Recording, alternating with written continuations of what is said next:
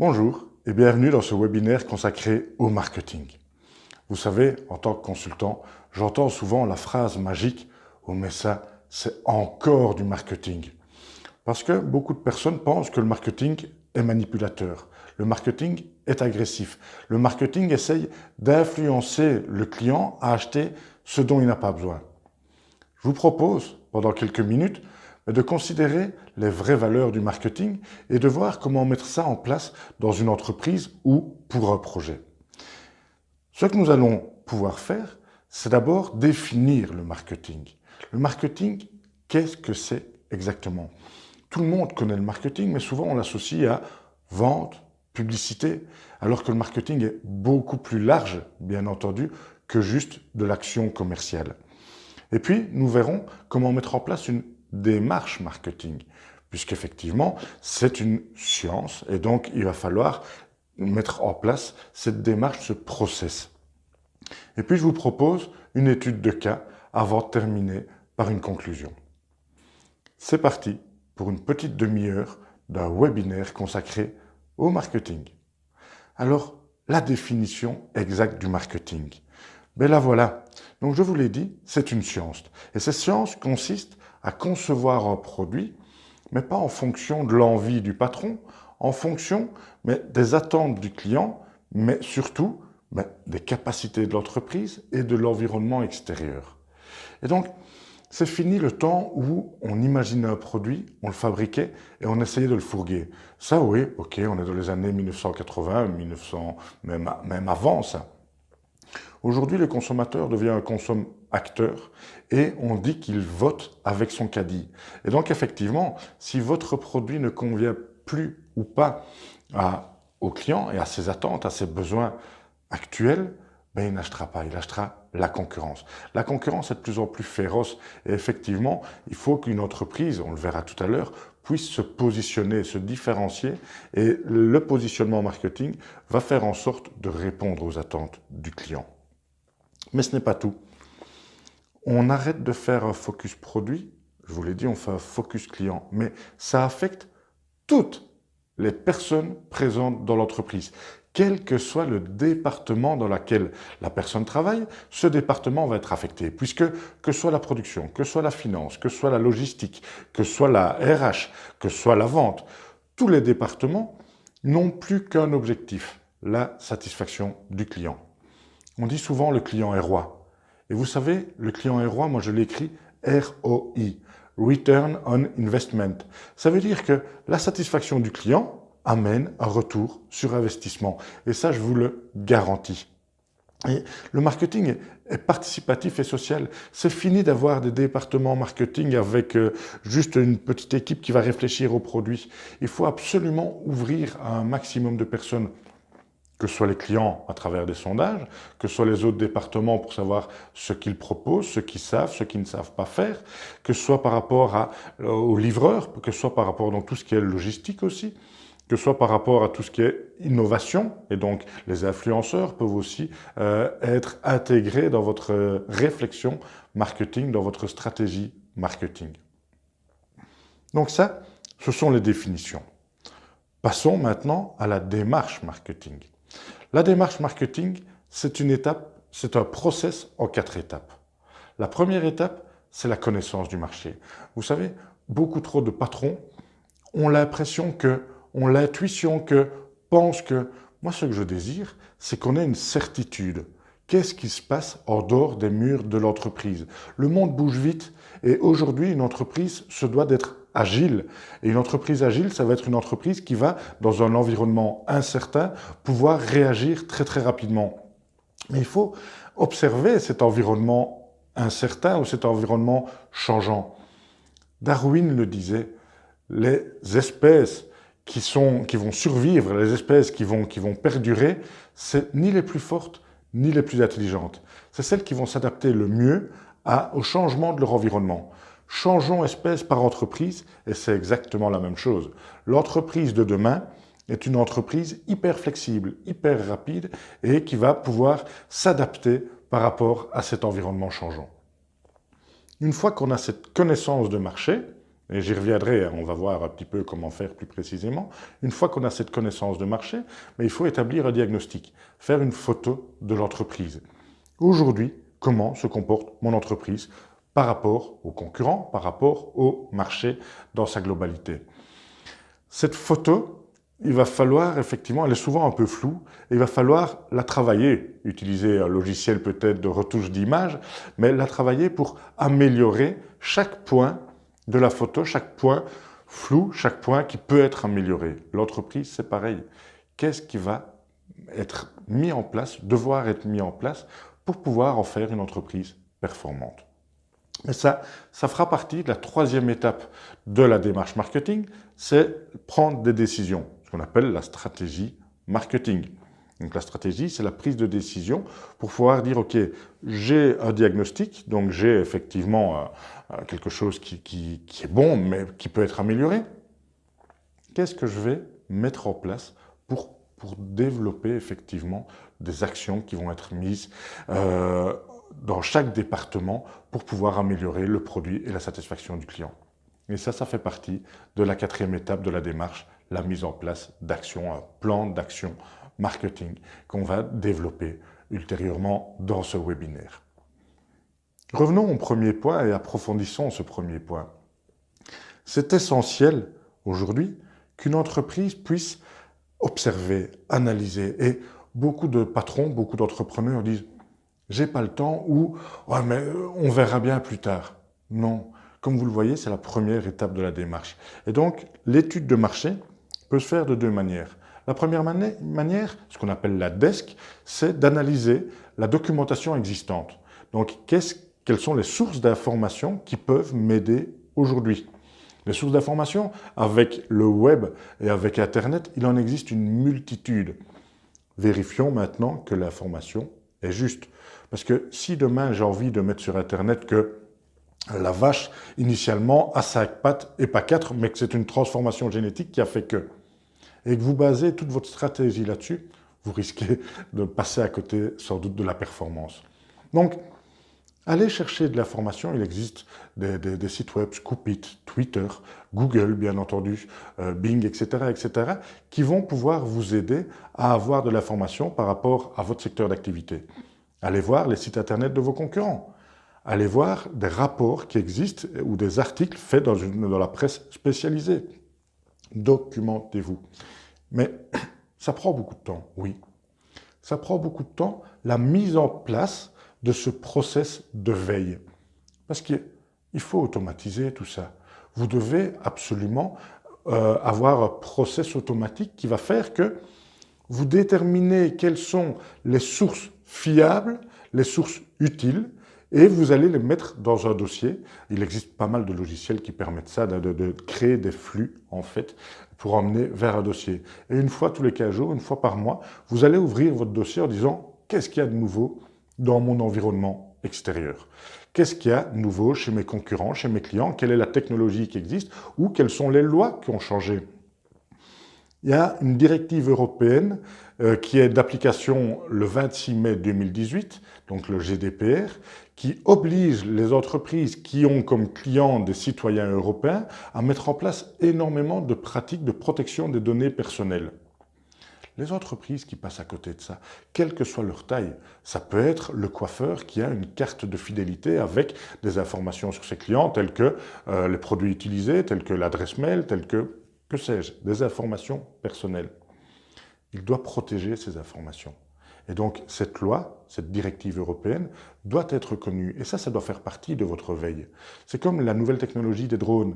On voit des drones de plus en plus à gauche ou à droite. Il y a des lois qui spécifient qu'il faut avoir un brevet de télépilote, qu'il y a tel type d'assurance, etc., qu'il y a certaines zones où on ne peut pas faire voler un drone. Si vous ne connaissez pas, vous prenez beaucoup de risques.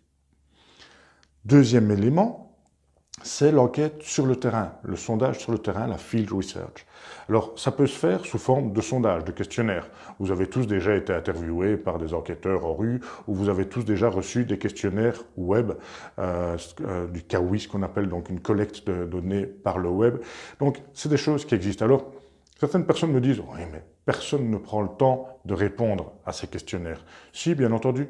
Vous savez, on a, dans notre institut de sondage, on a en moyenne entre, si on ne connaît pas l'entreprise, 5 à 10% de répondants. Si on connaît bien l'entreprise, 30-35%. Pour un de mes clients, on est monté à 70% de répondants. Donc oui, les gens prennent le temps. Maintenant, il faut parfois effectivement proposer des cadeaux aux répondants par tirage au sort, ce genre de choses. Il existe un webinaire consacré entièrement aux études de marché par questionnaire. Je vous invite à le visionner. Deuxième possibilité, c'est créer des groupes de discussion. Vous pouvez, dans vos bureaux, ou vous louez une salle dans un espace extérieur, vous pouvez créer des groupes de discussion en invitant différents acteurs économiques de votre secteur. Les prescripteurs, les clients, les distributeurs, les fournisseurs, les fabricants, etc. Vous aurez, grâce à ces discussions, il faut bien entendu un chef d'orchestre lors de ces discussions pour pouvoir discuter de points essentiels par rapport à votre stratégie. Lors de ces discussions, vous aurez énormément d'informations et donc vous allez pouvoir utiliser ces informations pour mettre en place une stratégie et des actions marketing. Et alors, il y a une méthode d'analyse qu'on oublie souvent, c'est la méthode technologique, l'observation technologique. Vous pouvez, grâce à des caméras, vous pouvez, grâce à des applications, vous pouvez, grâce à des beacons, vous pouvez, grâce à énormément d'outils, analyser les comportements, les besoins des clients. Vous savez, si vous avez un centre commercial, vous pouvez placer des beacons, donc des capteurs à gauche, à droite, qui vont capter le smartphone des visiteurs et qui vont les suivre pendant tout leur parcours. Et donc, vous savez par où ils passent, où ils s'arrêtent, où ils ne s'arrêtent pas, etc. Et vous pouvez modifier votre environnement commercial pour pouvoir diminuer les zones froides et augmenter le nombre de zones chaudes. Donc, vous voyez, il existe des éléments qui peuvent vous aider. Ça, c'est la première étape de la démarche. La deuxième étape de cette démarche marketing, c'est j'ai de l'information, je fais un diagnostic. Et donc, je vais classer toute l'information que j'ai pu obtenir, que ce soit en desk ou en field research. Toute cette information, je vais la classer, la catégoriser en disant est-ce que j'ai un pouvoir d'action sur ces éléments-là ou pas? Donc, si c'est en interne, est-ce que c'est une force ou une faiblesse? Est-ce que c'est un point positif, c'est-à-dire peut-être un délai de livraison court? Ou est-ce que c'est une faiblesse? Ça peut être, par exemple, un packaging qui n'est pas adapté par rapport à une cible. Vous avez un pouvoir d'action là-dessus. Par contre, il existe aussi l'environnement extérieur qui peut vous offrir des opportunités ou qui peut vous menacer. L'environnement extérieur, vous n'avez pas de pouvoir d'action dessus. Ce sont les lois, c'est la concurrence, c'est peut-être la météo. Si vous êtes organisateur d'événements, la météo peut être une menace. Vous le savez aussi bien que moi. Et donc, ces menaces, ça peut être la technologie, ça peut être l'évolution des mentalités. Imaginons que vous ayez un produit, vous fabriquez un bonbon aux saveurs d'antan. Et que toutes les mentalités, les goûts évoluent, etc. Tout ça, c'est une menace, ce n'est pas vous qui décidez des goûts dans votre secteur d'activité et des attentes. Donc, ces menaces-là vont vous obliger à mettre en place des actions de prévention. Il vaut mieux prévenir que guérir, qu'on dit souvent. Quand une menace vous tombe dessus, donc devient vraiment un problème, c'est que vous n'aviez pas prévenu. Et si on parle de la météo, peut-être prévoir l'opportunité d'avoir des espaces intérieurs, ce genre de choses. C'est ce qu'on appelle une analyse SWOT. SWOT pour, en anglais, Strength, Weakness, Opportunities et Threats. Donc, force, faiblesse, opportunité, menace. Vous verrez que quand vous aurez catégorisé dans ces 4 éléments-là, vous aurez une vision très claire en disant quelles sont les menaces qui peuvent perturber mon développement, quelles sont les faiblesses qui peuvent là, aujourd'hui, être par exemple une cause d'attrition, donc une cause d'infidélité, quelles sont les forces sur lesquelles je peux compter, et ensuite, quelles sont les opportunités qui peuvent m'ouvrir des portes. Vous avez fait la photo? La photo est faite, vous voyez ce qu'il y a comme point d'amélioration. Mais ces points d'amélioration, il va falloir effectivement faire en sorte de prendre des décisions. Et donc, si vous avez une situation qui est là, vous avez des attentes du client, par exemple, qui sont là, vous avez ces points d'amélioration à mettre en place et donc vous avez des objectifs à définir. Un objectif doit être, vous le savez aussi bien que moi, SMART. Je ne vais pas revenir là-dessus. Mais ce que je veux dire, c'est qu'un objectif doit être très spécifique, très précis. J'entends parfois des patrons qui me disent « Moi, mon objectif, c'est d'avoir plus de clients. » C'est pas assez précis. Je ne sais pas combien, ni en combien de temps, ni comment, ni... Bref, il faut vraiment définir avec précision que vous voulez augmenter de 8% le nombre de clients en 6 mois en mettant en place une campagne de communication lors des foires et salons. Voilà, là, ça devient un peu plus précis. Dans votre objectif, ayez un aspect audacieux. Osez, en fait. Osez peut-être aller un peu plus loin que ce que vous ne pensez possible. Je vois trop de patrons frileux. Je vois trop de patrons qui suivent, qui regardent ce que les autres font, et puis qui se disent « Tiens, je vais peut-être faire la même chose. » S'il vous plaît, le management de demain n'est pas un management par le savoir, c'est un management par l'innovation. Et donc, donnez-vous des objectifs ambitieux, audacieux. Faites en sorte de devenir peut-être un leader sur votre marché. Et ce n'est pas parce que vous êtes une grosse boîte que vous pouvez le faire. Une petite société peut le faire aussi. J'accompagne des sociétés, une des plus petites sociétés que j'accompagne, c'est 2 personnes, ils ont quand même été élus meilleure entreprise sectorielle nationale. Ça vous situe que grâce à l'innovation, on peut amener de la performance. Définissez les objectifs. Combien? C'est à vous de voir par rapport à votre diagnostic s'il y a beaucoup de choses à améliorer ou pas. Maintenant, priorisez, bien entendu. Il y a sûrement des éléments plus importants que d'autres à améliorer. Je vais aussi définir quelles sont les cibles avec lesquelles je vais travailler, par rapport aux objectifs toujours. Donc ça peut être une cible client, ça peut être une cible distributeur. Si mon objectif c'est de réduire le délai de livraison, ce n'est pas une cible client, c'est une cible distributeur. Je vais travailler avec les distributeurs pour mettre en place des actions pour réduire le délai de livraison. Ça peut être une cible fournisseur, ça peut être une cible partenaire, ça peut être une cible influenceur. Si votre problématique, c'est effectivement que personne ne parle de vous dans les blogs, les journaux, les médias, etc. Votre cible vont devenir les blogueurs et les journalistes. Donc, définissez précisément par rapport aux objectifs avec qui allez-vous devoir travailler. De nouveau, soyez précis dans les cibles. Ne dites pas « je vais cibler les entreprises » ou « je vais cibler les particuliers » ou « je vais cibler les journaux ». Si vous ciblez les entreprises, c'est je vais cibler les entreprises entre 50 et 150 personnes actives dans le secteur de l'industrie lourde qui font un chiffre d'affaires supérieur à 5 millions d'euros et qui sont dans le secteur géographique Benelux. Voilà. Là, c'est précis, je sais qui je vais toucher. Troisième élément, et les 3 sont importants, mais le troisième, c'est ce qui est le plus difficile à définir, c'est votre positionnement.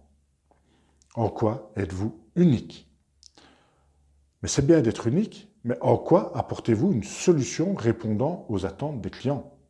Donc, le bon positionnement marketing, c'est vraiment que votre solution soit différente de toutes celles qui existent déjà, mais qu'elle réponde parfaitement, précisément aux besoins, comportements et attentes de votre cible. Et là, vous avez vraiment un positionnement fort. Ça va devenir votre caractéristique distinctive. Ça va devenir ce qu'on dit de vous, en fait. Pourquoi êtes-vous client chez telle entreprise? Parce qu'il y a ça qu'ils font et que les autres ne font pas.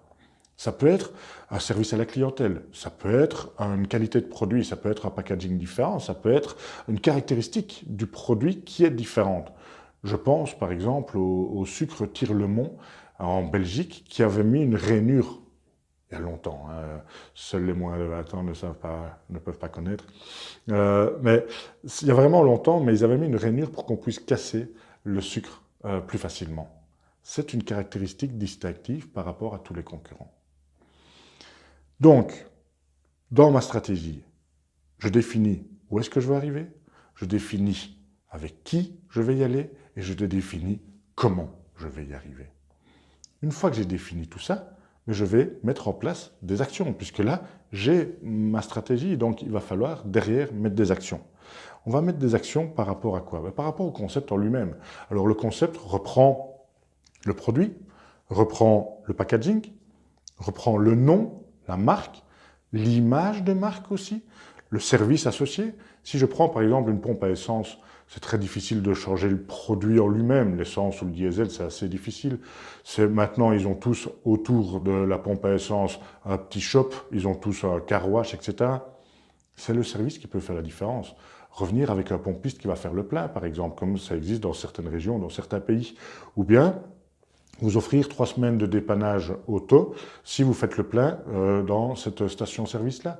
Donc ça, ce sont des services qui peuvent être définis. Le nom, l'image, le personnage, peut-être, il y a beaucoup de marques qui utilisent un personnage qui va parler pour eux, qui va être vraiment leur représentant, mais va faire passer un message. Est-ce que c'est un personnage dynamique? Est-ce que c'est un personnage sérieux? Donc tout ça fait partie du concept. Il faut que vous définissiez tout ça pour pouvoir, après, mieux communiquer. C'est pas vous qui définissez, hein. C'est avec vos clients. Votre largeur de gamme, votre profondeur de gamme, les marques que vous allez définir, est-ce que vos produits sont sociétaux ou pas, donc est-ce qu'ils respectent l'environnement et l'individu? Tout ça doit être défini dans votre concept. Deuxième élément sur lequel vous allez travailler, c'est le coût psychologique. Alors vous pourrez me dire, ben non, tu veux dire le prix.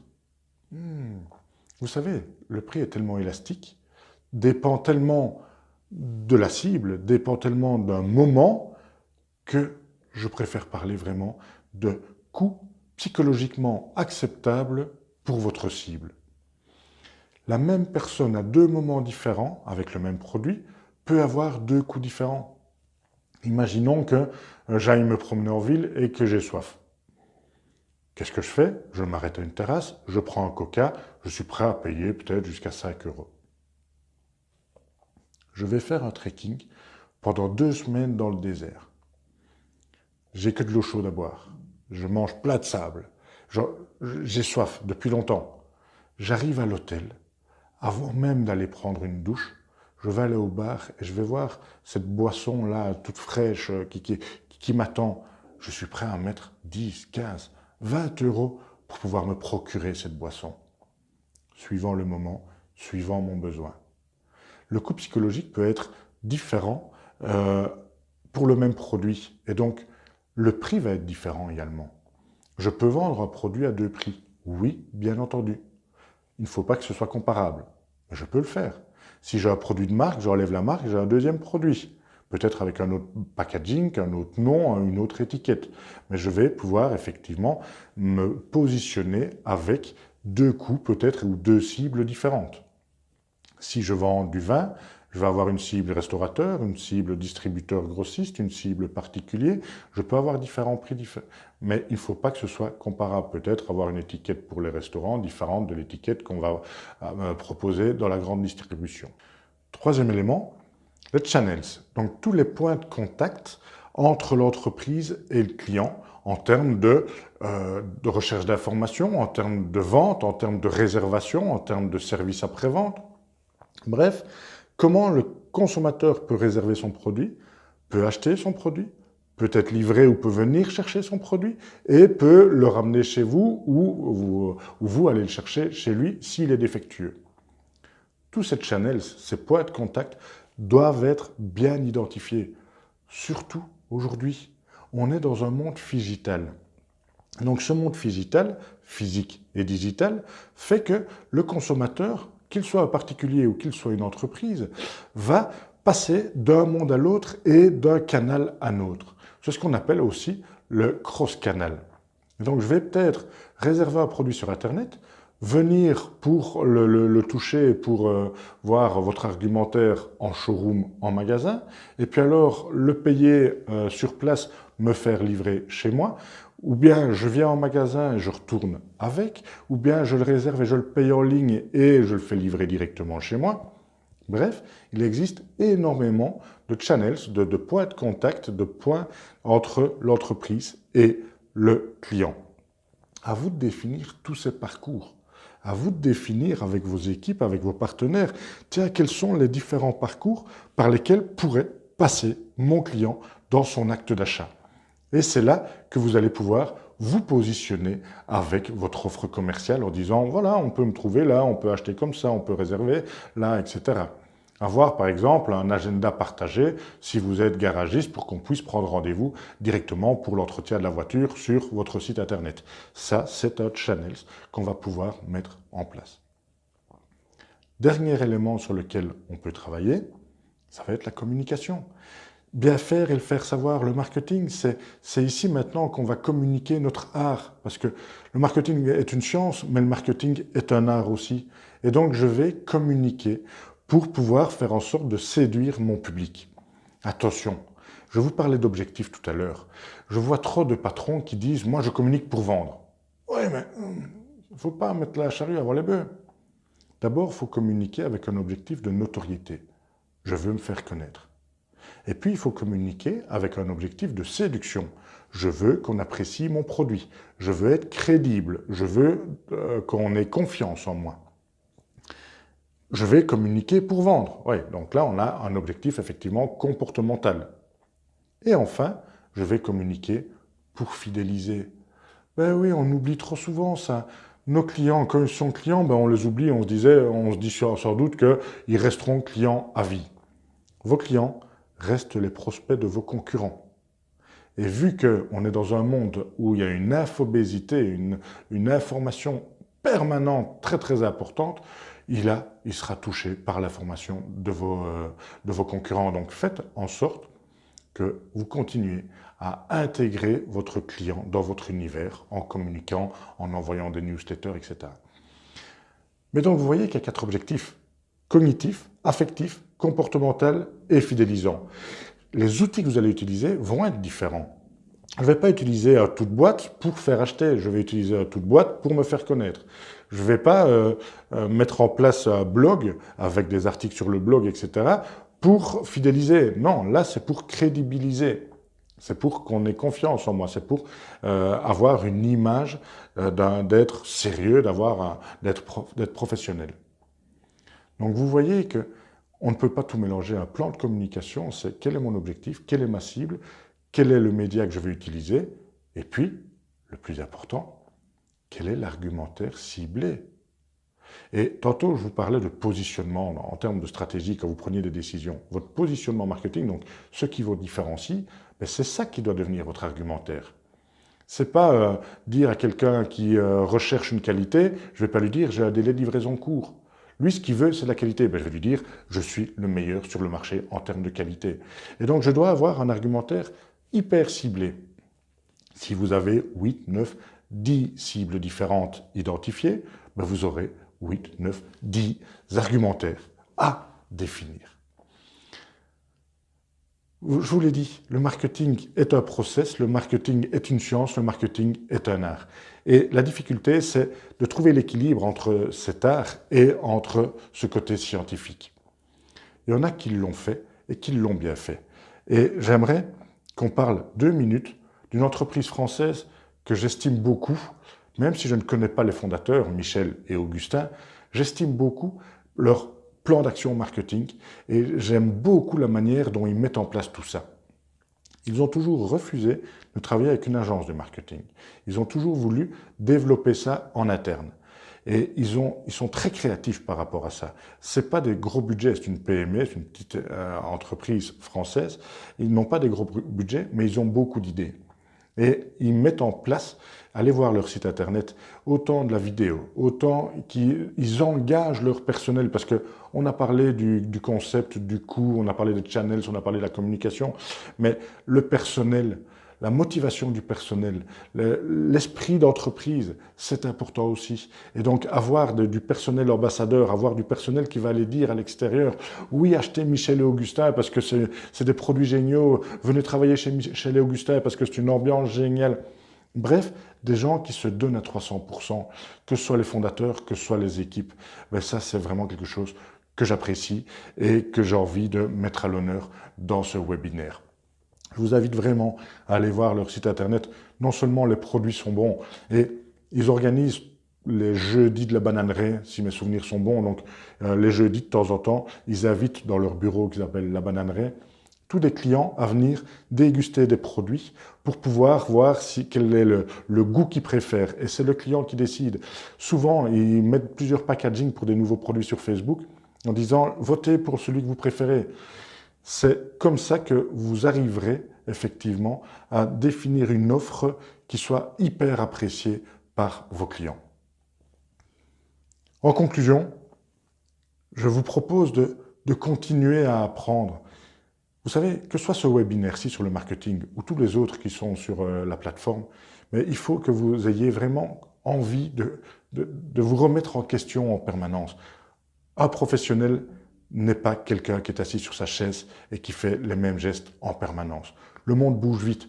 On ne sait même pas de quelles compétences on aura besoin demain. Et donc, je vous invite à vraiment vous remettre en question en permanence, à mettre en place de la veille, à être curieux de tout ce qui se passe autour de vous, à aller dans des foires et salons pour aller voir les nouvelles tendances, les nouvelles technologies, etc. N'ayez pas peur du changement. Le changement est positif, le changement amène du dynamisme, amène vraiment une remise en question permanente, amène de l'innovation. Je vous souhaite du marketing innovant.